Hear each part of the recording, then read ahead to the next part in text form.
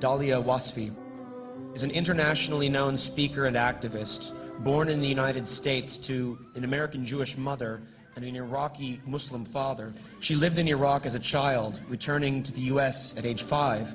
After graduating from Swarthmore College with a BA in biology in 1993, she earned her medical degree from the University of Pennsylvania in 1997.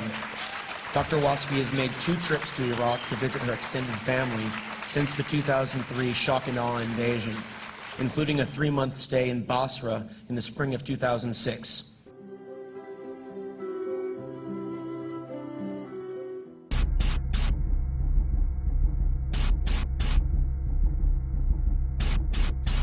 The media can go ahead and do a blackout of it. The truth eventually will come to light, one way or another. And many people, even those who are in denial and can't face it, somewhere deep down they know that, that what we're doing is wrong, what we're doing is illegal, we were lied to, and we have to stop lying to ourselves and recognize that our obligation, our only obligation at this point, is to end the occupation and bring the troops home. As IVAW calls for, bring them home, take care of them when they get here, and pay reparations to the Iraqi people. But the first and foremost step is ending the occupation, bringing the troops out of harm's way, getting them away from the Iraqi people who inevitably pay the highest price for continued occupation. Oded Yanon is the Israeli scholar who put forth the paper, A Strategy for Israel in the 1980s. And in that paper, it's a plan that's outlined to basically divide up the Arab world, and Iran too, I believe, into smaller states with the idea that smaller states are weaker states and therefore easier to dominate and control. The goal is divide and conquer. If people are pitted against each other and fighting each other, then they are basically, their attention is diverted, and it's easier for the empire power to take the resources and subjugate the people, and then you have colonialism. So in this paper, there's basically, it was a right-wing proposal, but nevertheless, you see it coming to pass today with the proposal to divide Iraq into three parts, which is not what Iraqis want. Iraqis, the majority of Iraqis want the occupation to end. They want the restoration of Iraq. A clean break, a new strategy for securing the realm, came afterwards, but also in the spirit of A Strategy for Israel in the 1980s by Oded Yanon. That paper was written, A Clean Break was written by Richard Pearl, Douglas Feith, and David Wormser. All 3 of them had high-ranking positions in the government of Benjamin Netanyahu in 1996, and that paper was written for that administration in Israel. That paper called for 3 major objectives: cutting off peace talks with Yasser Arafat, it was 1996, keep in mind, launching military assaults on the occupied territories of Palestine, and those 2 things ended up happening. And the third objective was deposing Saddam Hussein.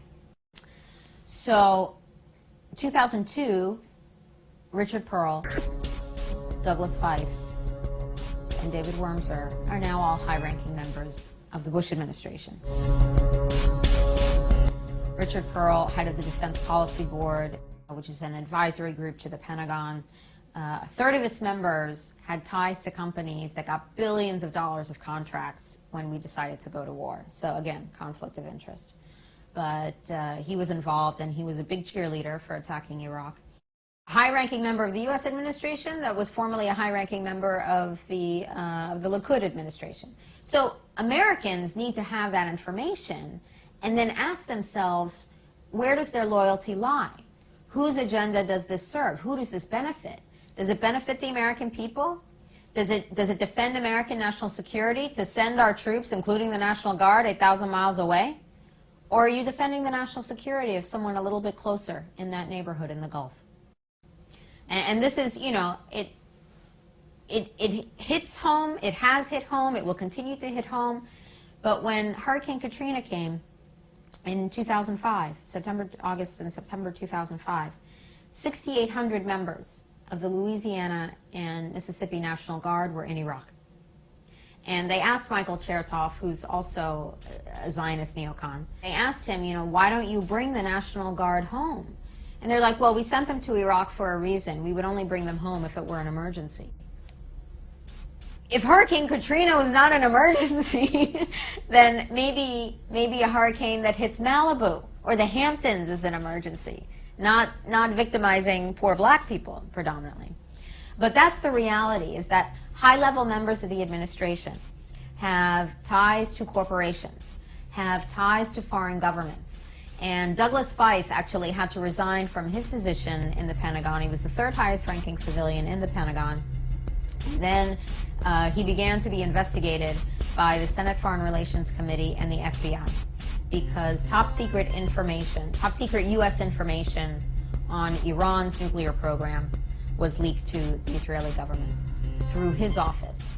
There were issues there about ties to AIPAC, the American-Israel Public Affairs Committee.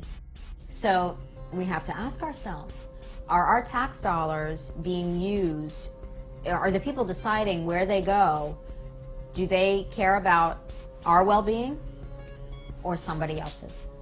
And that is the ultimate question, because that's what the Bush administration is telling us, that we're doing this for you, we're protecting you, this is all for you. On the political side, there are actually quotes from Philip Zelikow, who was named 9/11 commissioner.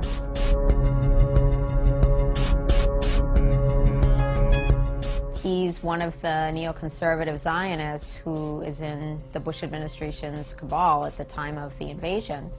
And he's speaking at University of Virginia in September of 2002. He said, why would Iraq make nuclear weapons and attack us with nuclear weapons?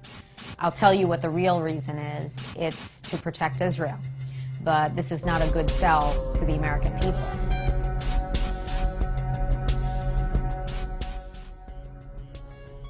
So rather than saying to the American people, Bush says, you know, we need you to send your sons and daughters to go kill and be killed for control of oil and Israeli national security, this is not going to go over well with the general public. But September 11th happened. We were made to be afraid. The whole country was in a state of shock. We were lied to and said Saddam Hussein did it. We were lied to and told that he had nuclear weapons and would strike us in 45 minutes. And with that pressure, there was still a lot of hesitation and, of course, worldwide demonstrations against the invasion. Americans need to have that information and then ask themselves, where does their loyalty lie? Whose agenda does this serve? Who does this benefit? Does it benefit the American people? Does it defend American national security to send our troops, including the National Guard, 8,000 miles away? Or are you defending the national security of someone a little bit closer in that neighborhood in the Gulf?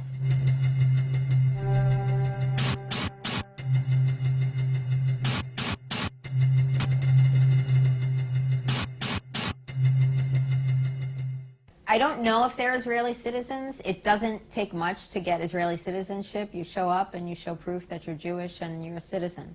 So they were high-ranking members of the Israeli government at the time. Aren't Palestinians Semitic too? Mm-hmm. Yeah, the definition is pretty much anybody from that region, the Mediterranean region. So anti-Semitic doesn't even make any sense. You know, what can I say? The Zionists took the land, they took the terms, they took the hummus. It's a tough call to say who's controlling whom. Both administrations, Israeli and U.S. administrations, are benefiting from the relationship, and the majority of people are paying a price, and a horrible price.